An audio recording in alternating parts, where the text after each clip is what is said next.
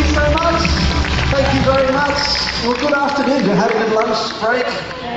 Ready to get back into it? Okay, we're running a bit late.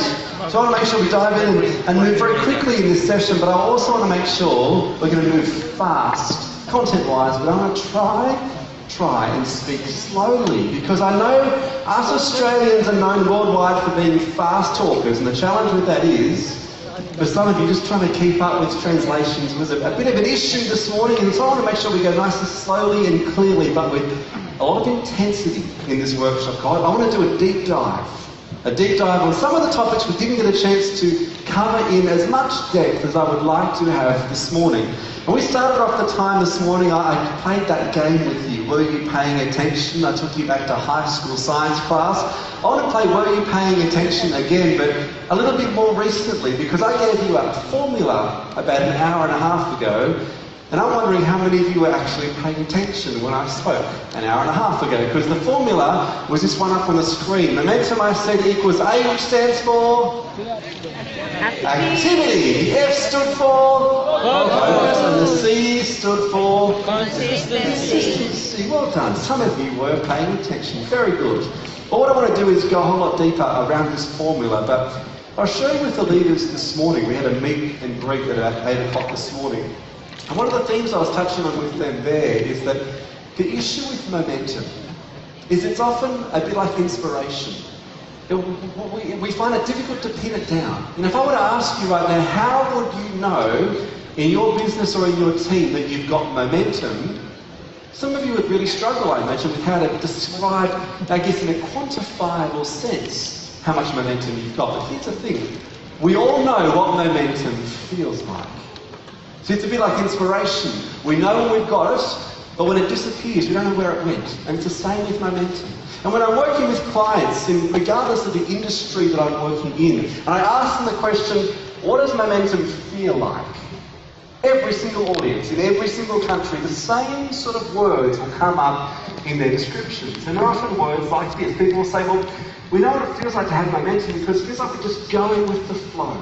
There's an effortlessness to momentum. Everything just seems to work.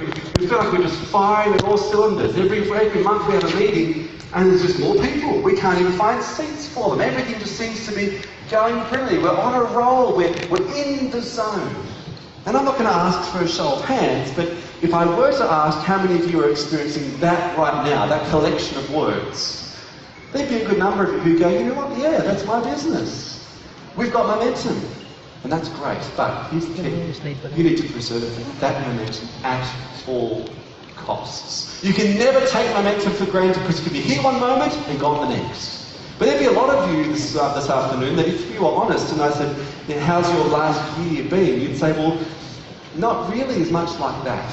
In fact, the last year for us, it feels like we've lost our edge. It feels like we've come off the boil a bit. And when I'm speaking with clients and I say, what does it feel like when you lose momentum?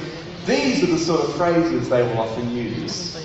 Just like we're in a bit of a rush, a bit of a funk.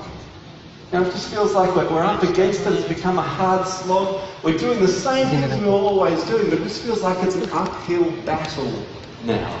And again, I will ask for a show of hands, but there'd be a good percentage of you that if you were really, really, really honest with me this afternoon, you'd say, well, you know what, beneath the line, that's sort of how things are for us right now in business. And what I want to cover in this breakout session is if you are in the bottom group, how do you get back above the line? How do you recapture that momentum that you used to have? But if you're just starting out in business, the question is, how do you get above the line in the first place? How do you build momentum from a standing start? And I want to look at 5 keys in the few minutes we've got together in this session to do that. Either to build momentum from the beginning, or if you've lost that edge, how do you get it back? 5 keys. And these will pick up on a few of the things we talked about this morning. The first key, if you're going to build or get momentum back, is this. You need to schedule for success. You've got a schedule for success. Now this morning we talked about the importance of intentionality. I said you've got to be intentional about the activities you're engaged in, but also intentional about the things that you might have stopped doing in the past. So I asked you that question, what have you stopped doing? What are the basics that you've consciously or unconsciously stopped doing along the way? But I want to look at a very different element or different facet of intentionality in the next few months. And that is intentionality about how you use your time every single day.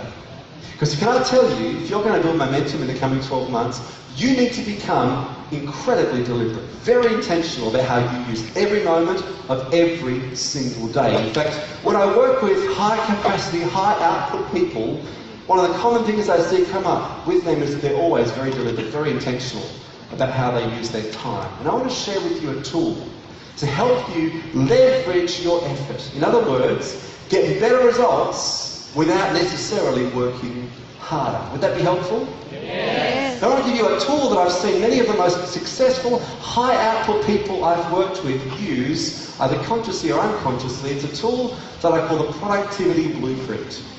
Okay, this is going to transform the way some of you use your time every single day. And at the core of the Productivity Blueprint as a tool is the good old-fashioned to-do list. Who uses, at least if not on a daily basis, on a weekly basis, a to-do list? Who uses a to-do list? Hands up. A number of you do? Great. Because here's the thing, if you don't use a to-do list, your to-do list will be given to you. It'll be set by your boss, or it'll be set by your inbox. And for many of us, our inbox becomes our to-do list. We start the day and wait for our to-do list to form. We spend our day reacting to all the immediate urgent things that come through on email. But see, here's the thing, having a to-do list is a great start. It's like base level intentionality. Because it's like just going into your day saying, this is what I want to achieve. But having a to-do list is not enough. It's not.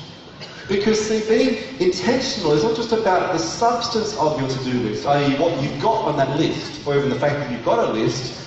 What really being productive is about the sequence with which you move through your to-do list. That's what counts. That is what will transform how effective you are on any given day. And I want to suggest from this moment forward, you need to look at your to-do list with a different set of glasses on, a different lens. In fact, I want to challenge you to look at your to-do list and imagine that every item on your to-do list every day is broken up into one of three categories. There are three types of items on any to-do list on any given day. The first category are simple tasks. The simple tasks are the easy things. They're the things that are a good fit for your personality or your temperament. They're fun often for you to do. You can do them quickly, and the more of them you do, the more energetic you feel. And so the simple tasks are the things that we all enjoy to do. That's the first sort of thing on your to-do list. The second category of activities are the complex tasks. The complex things are the things that you know what they are, the things you don't enjoy doing. They require effort, they require attention, they require persistence. For some of you, the complex tasks are picking up the phone to call someone you don't know, and you've lost it. Because the fear of rejection is pronounced for all of us. And if you're thinking, hey, once I build a successful business, the fear of rejection will go away, here's the reality, it never does. And so for many of us, one of the most difficult things is making those connections. They become the complex tasks. We put them off, we procrastinate, even though they are the things that will build momentum and growth for us in our business. The third sort of activities in your to-do list are the routine things. These are just the day-to-day, back and forth responding to email sort of tasks. Now here's what I want to challenge you to do. I want you to think of every time you sit down to work on your business, think of the time you invest in your business in blocks. So let's say, for instance, and I know that most of you aren't building this business full time, you've got a job outside of this, or you're studying, you've got a couple of hours perhaps every second day to work on your business. And I want to challenge you, this is the way to use every block of time if you're going to be super productive and build momentum. I want to challenge you, the first 20% of any block of time you need to spend doing the simple things. This might surprise some of you. But start off with the simple things. So pick 2 or 3 or 4 of the things on your list that are easy, that are effortless, that are a bit fun for you to do. Here's why this is so important. Newton's first law of motion tells us that objects that are stationary tend to stay stationary. Objects that are moving tend to stay moving and are easier to speed up. Now here's why that's important.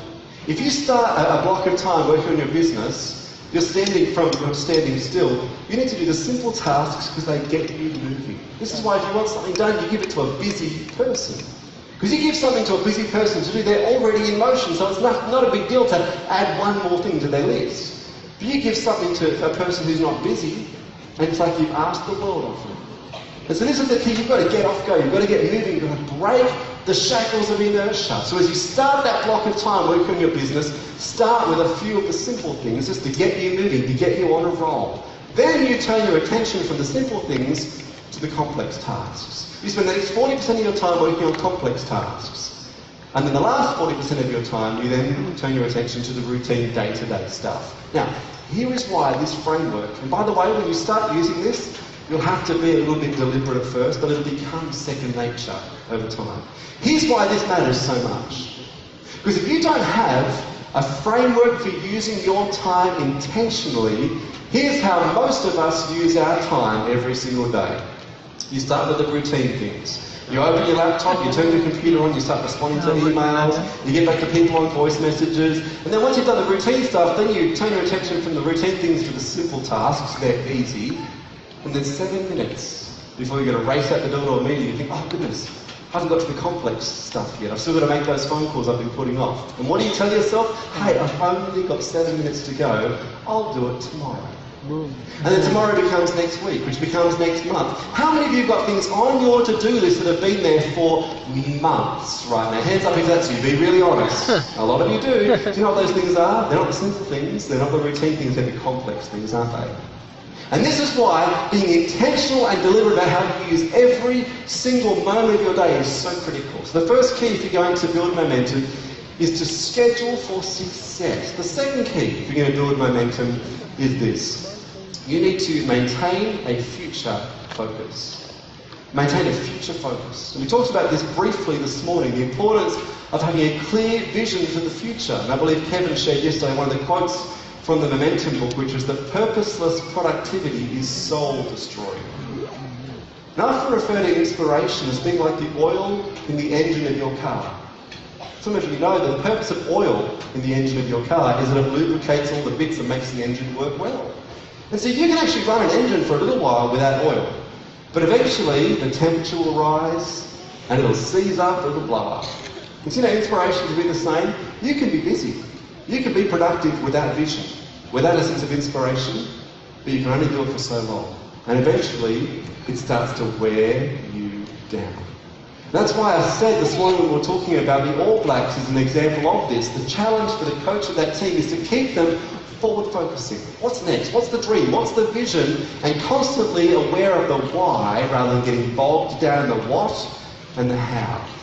Now, I want to give you 4 questions this afternoon that I want to challenge you to think about and apply to your own business in the coming 12 months. 4 questions that are critical if you're going to develop the sort of vision and forward focus that you'll need to be inspired and build momentum. And I want to challenge you, write these down and spend some time, commit to spending some time over the next 2 days to give these questions some thought. But also write these questions down to take back to your teams who aren't here at this convention. Because these are questions you must be asking them as a leader. The first question when it comes to maintaining a future focus, developing vision, is this question here. What is it that excites you about the next 6 to 12 months in your business? Quite honestly, what's on the horizon that when you think about it, you just get excited. You're like, I can't wait for that to arrive. And it may not just be in your business, it might be to do with your life as well. Maybe you've got a sibling who's getting married, or perhaps it's your own kids who are starting school or graduating from school. What is it that's coming up that just when you think about it, you get excited? Because even though it may have nothing to do with the business, what it does is it lifts your perspective and focuses you on what's ahead. See, we so often, we think about our posture gets focused on the small, the day-to-day. And the first thing to do is shoulders back, head up, and look at what's ahead.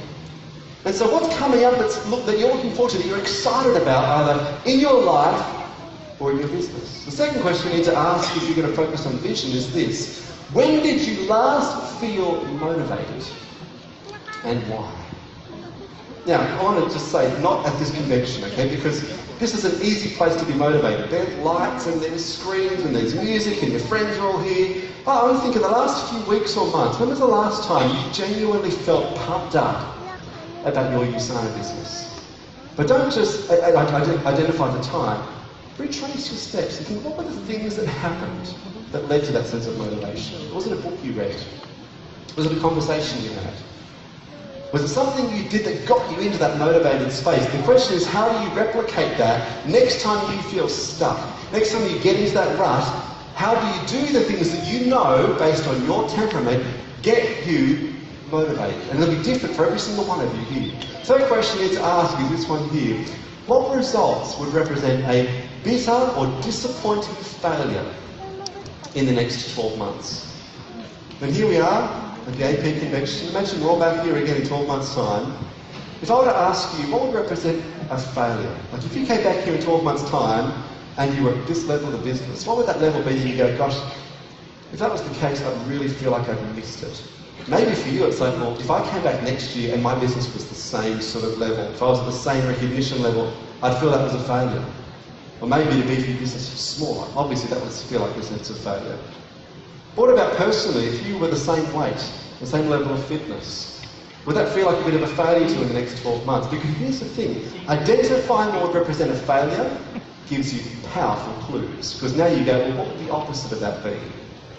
Because sometimes when I ask you, what's your goal, what's your dream, that's really hard for you to answer. But if I ask you, what's your nightmare, that's easy to answer. I think it's go to the opposite. Okay, the fourth and final question is this one here. What would you set out to do in the coming year if your success was guaranteed? And if I could guarantee that whatever you set out to do, whatever you said in response to this question, I could guarantee you'd have success, what would that thing be? Now for some of you, like, hey, 2-star diamond, that'd be my goal. And you might think, well, okay, well, that's a bit outrageous. I probably, maybe I couldn't achieve that. But, you know, even by setting a goal that is that ambitious, it has a profound effect on you and your team. And you may not achieve 2-star diamond in the next 12 months, but I tell you what, you'll achieve a whole lot more than if you didn't set that goal in the first place. And so I want to give you just 30 seconds with your pen and paper in front of you or your tablet device. I'm going to jot down just the first thing that comes to mind. If I were to ask you, what would you set out to do in the coming year if your success was guaranteed? I want you to spend 30 seconds writing something down in front of you. There's 30 seconds to do that, and then we will keep moving.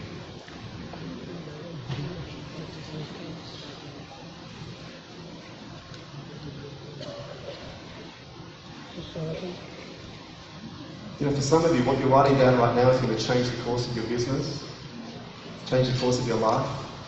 Some of you, in years to come, will look back at this moment as a moment everything shifted. If you take this seriously, that's how powerful this really is.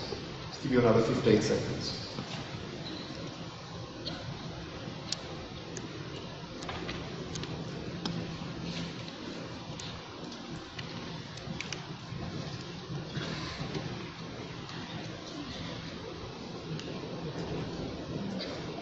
All right, 5 seconds to go. 5, 4, 3, 2, and 1.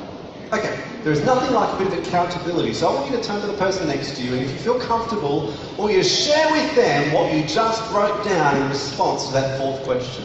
What would you set out to achieve if your success was guaranteed? 30 seconds, and the person next to you, share what you've got written down if you feel comfortable doing that.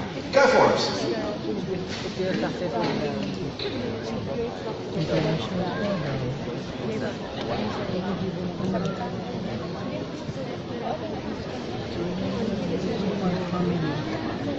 International travel.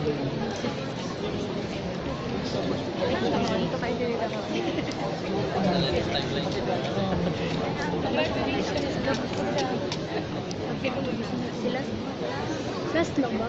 Last lang. Shout out to God. 30 seconds lang.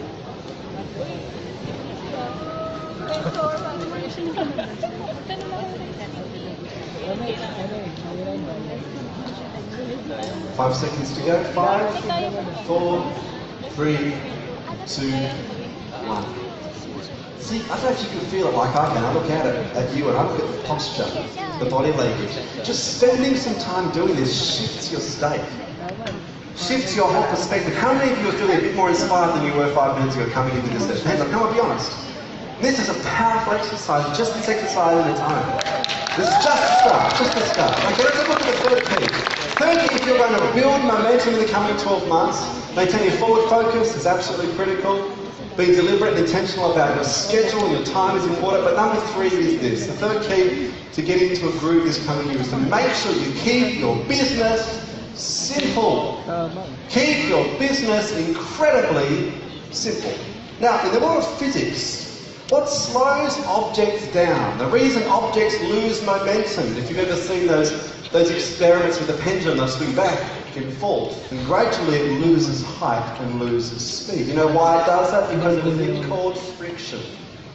The friction of the air around that object is what slows it down. And see, friction does the same thing in your business. There's nothing that will create more friction in your business than complexity. Complexity is a handbrake on growth in this business. I first learned about friction a number of years ago because I grew up in a little town on the east coast of Australia, and one of my favourite things to do of an afternoon after school was to wander around the harbour, near where all the wharves and the docks were in my hometown. And I loved looking at the fishing trawlers and the beautiful yachts that were moored there. But one of my favourite things at the harbour front was the dry dock. Because at the dry dock, what they would do is they would haul boats out of the water and they'd winch them up to do maintenance on the hulls of those boats. And what was so interesting about this is that boats that when they were out at their moorings looked like the picture of sleek beauty. When you saw them hauled out onto the dry dock, they looked a little bit more like this. Beneath the waterline they were covered in barnacles, crustaceans. And the longer a boat is in the water, the more crustaceans, the more barnacles will naturally, gradually build. And do you know it's exactly the same for us in business? The longer you're in business, the more barnacles will attach themselves to your business, but they're not barnacles in that sense. Do you know what they are in a business sense? They're traditions. They're bureaucracy. They are complexity.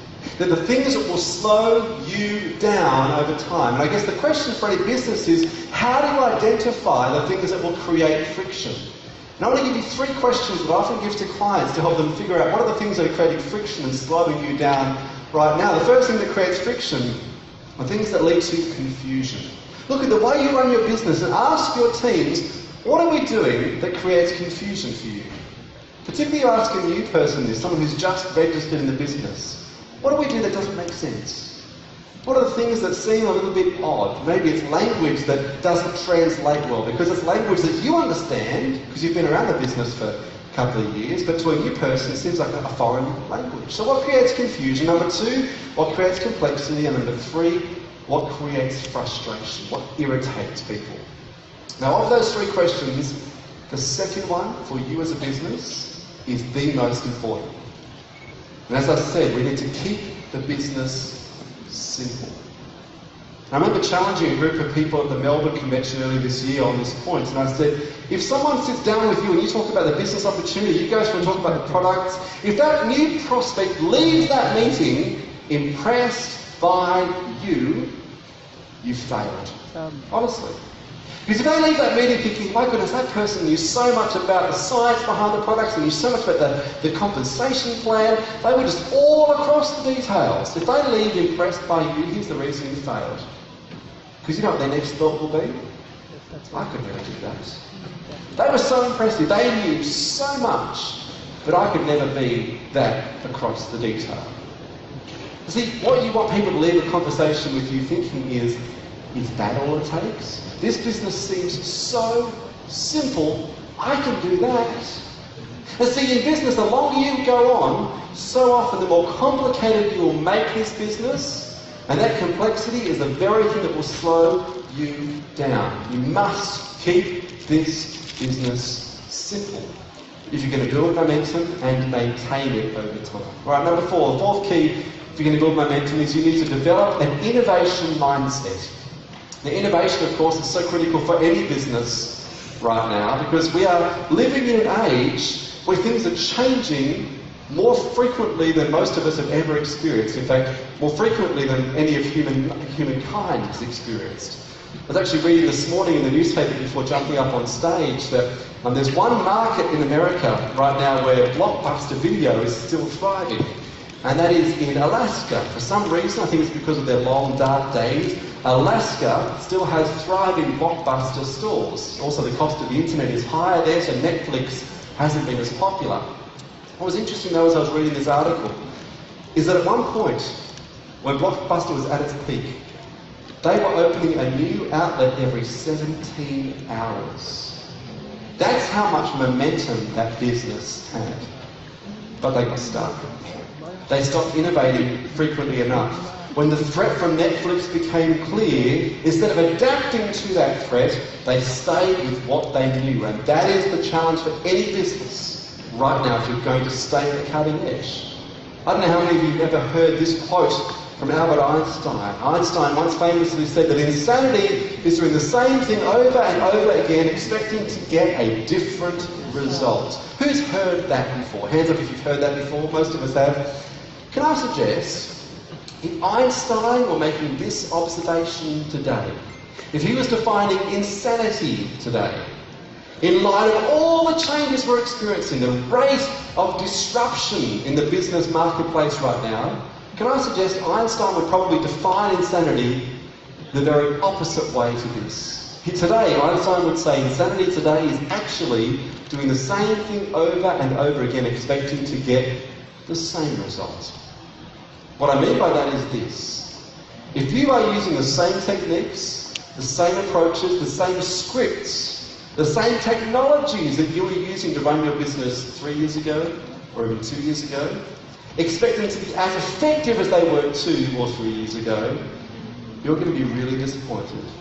Because things have changed, times have moved on. We've got to keep pace. And can I suggest to you, the most powerful asset you've got in your business right now for innovation is the person with a set of freshest eyes on your team.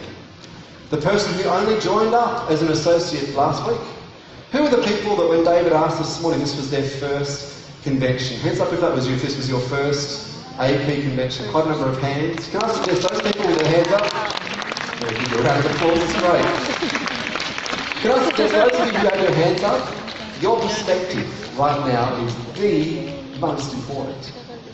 Because you're brand new. You don't know how things have always been done. And the beauty of people with fresh eyes is they see things naturally in a different way to people who've been around the business for more than a few months.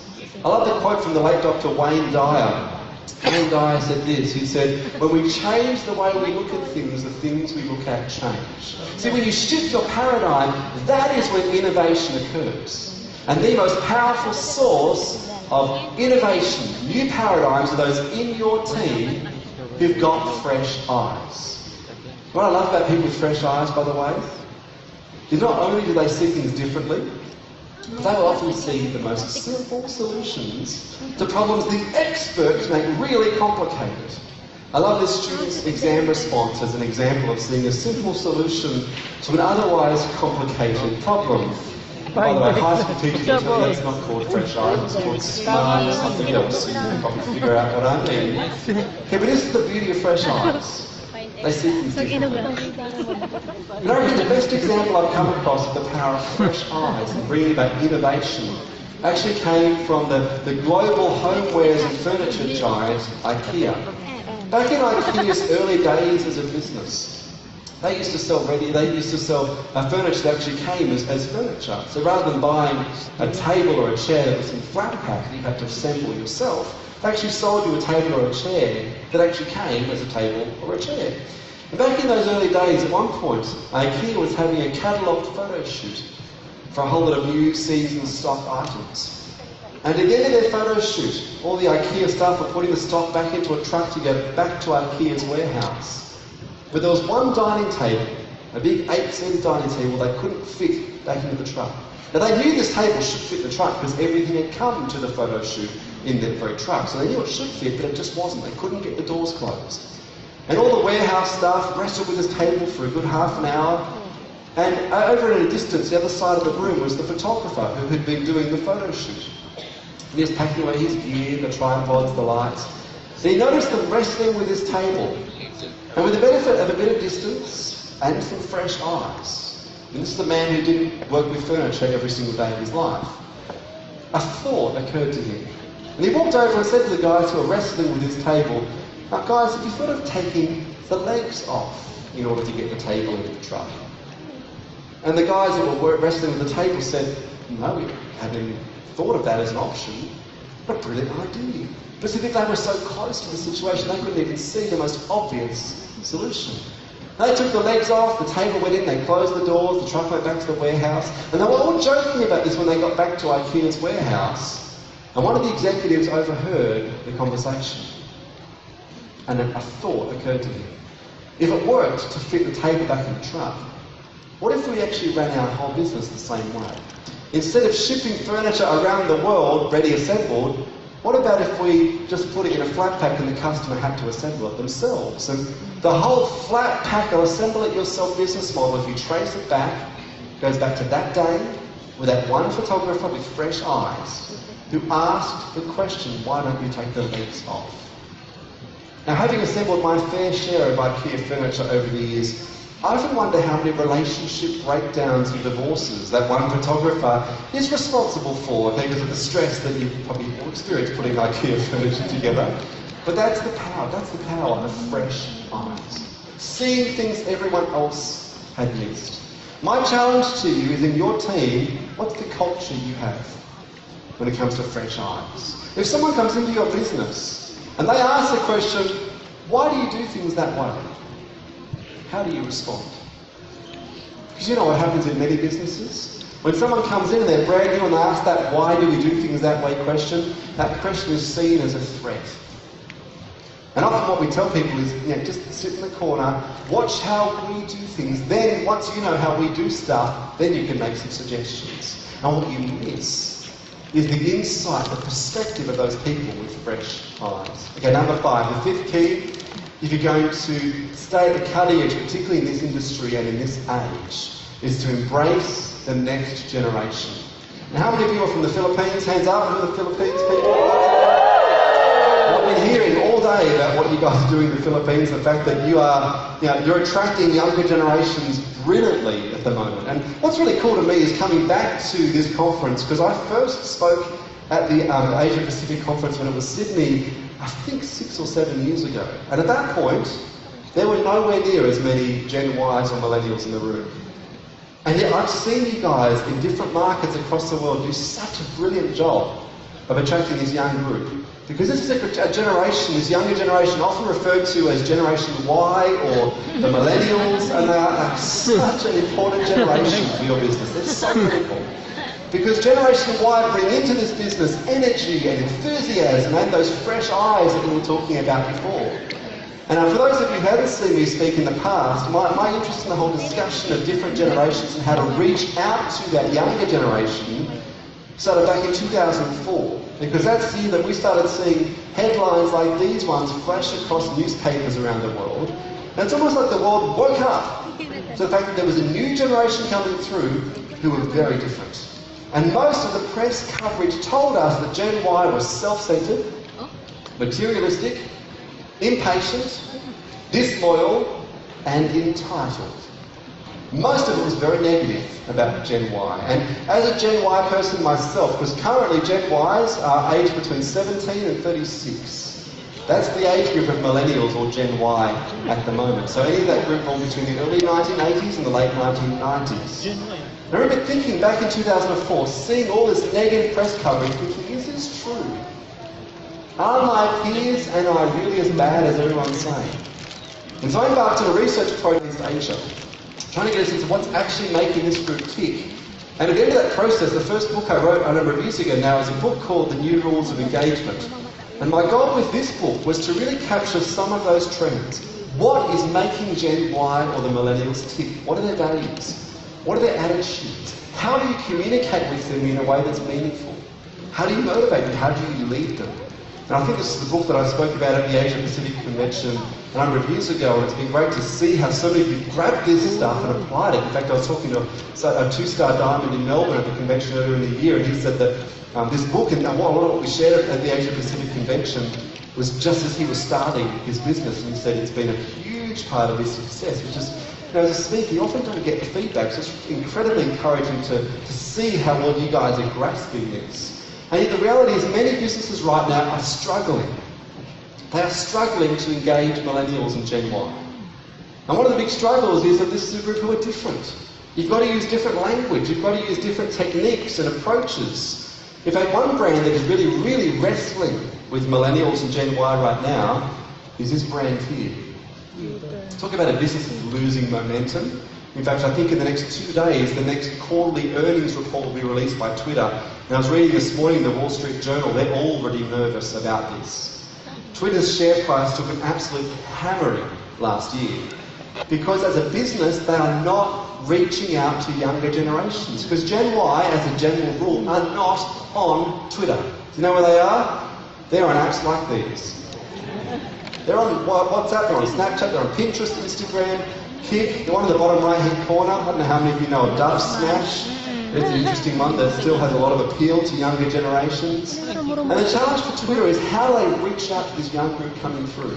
But see, the challenge for you, and you're doing this somewhat already, you're already good at connecting with Gen Y. You're doing far better than Twitter, by the way. But the challenge is how do you keep Gen Y involved? How do you keep them motivated? Because if you don't do this, it's going to be hard for you to build momentum with this generation because if you're constantly churning through them, they come, they stay for a few months, then they're out. You're going to find it very hard to get traction. We talked this morning about the importance of consistency. How do you build routines on a daily basis that stick? And what we didn't have time to do then, and probably haven't got a lot of time to go into now, are some tips on how to do that. How do you build consistency, particularly with millennials? Now, one of the things I did in preparation for this convention is I put together a short video clip with a series of keys, 5 keys to making habits, daily routines stick. If it would be helpful to send to you and you can then share that video with your teams if it would be helpful, best way to do this is jump onto the website. If you've got a phone handy or something, grab it out now, because feel free to do it as we speak. If you go to my website, and on the home page, there's a little button there that says conference code. You need to tap in USANA AP into the conference code, and what I'll do is I'll send you a link. I think basically put in just your name and email and that code, and then we'll send you a link with that video with 5 keys to making routines stick, 5 keys to achieving consistency. Because this is so critical, particularly if you're working with millennials. So feel free to have a look at that, jump on and put the code in. I'll probably finish that up at about 9 o'clock tonight. So just make sure you put that code in before 9 p.m. tonight, and we'll send that video to you in the next 12, 15 hours. So we'll make sure we get that video to you certainly by the end of tomorrow. Look, we're pretty much out of time. What I want to do is draw all this together. What I will do before we finish up again is I'll just put my details up on the screen in case that would be useful to connect on any of those social media platforms. Feel free to do that. But you know, as we draw this to a close, at our beginning of our time together in the first session, I took you back to high school science class. But I was reminded reading Darren Hardy's book, The Compound Effect, recently, that for most of us, our first lesson in momentum wasn't at high school, it was actually in the playground, using one of these things here. Remember these good old-fashioned merry-go-rounds? Yeah. And before we figured out they were far too dangerous for kids to play on, we used to have these in parks around the world. It was so fun. Remember this, you'd get some friends with you and you'd line up along the side of this merry-go-round and you'd grab onto it and you'd go 1, 2, 3, and you'd push as hard as you could. And it was hard to budget to get it off go because they were heavy and they were a little bit rusty and the cogs were full of sand, and you'd push and then suddenly the thing would start to move slowly, and then it would speed up and then speed up and then speed up, and you'd run alongside of it, and when it got to that critical point you'd jump up onto the platform and you'd hold on for dear life. The blood rushing to your face, the wind through your hair, squealing with delight because that was momentum, you were moving. And the great thing was, of course, once you were moving, as you were spinning around, as you started to slow down, all it took was a quick push to get back up to speed, and you could go all day. You know, it's exactly the same for us in business. The hardest thing is to get started, to get off go. The hardest thing for some of you will be to go away and apply the things we've talked about this morning and in the session this afternoon. And yet, even though it's hard to take the first step is so critical. I love the quote here from Mark Twain. He said, the secret to getting ahead is to get started. It's like that merry-go-round. The first step is the hardest one, but that's where momentum kicks off. And that's a case of building it from there. I love the old Chinese proverb along the same line that said this. It said, the best time to plant a tree is 20 years ago. The second best time, it said, is today. There is no time like the present. As we said this morning, it's never too late to start, it's always too late to wait. And I want to leave you with a great quote I came across recently on Facebook from a UK author named Karen Lamb, who said this. Karen Lamb said, "A year from now, you'll wish you started today." So thank you for having me. It's been great to be here. Enjoy the rest of your convention. Thank you so much for your time.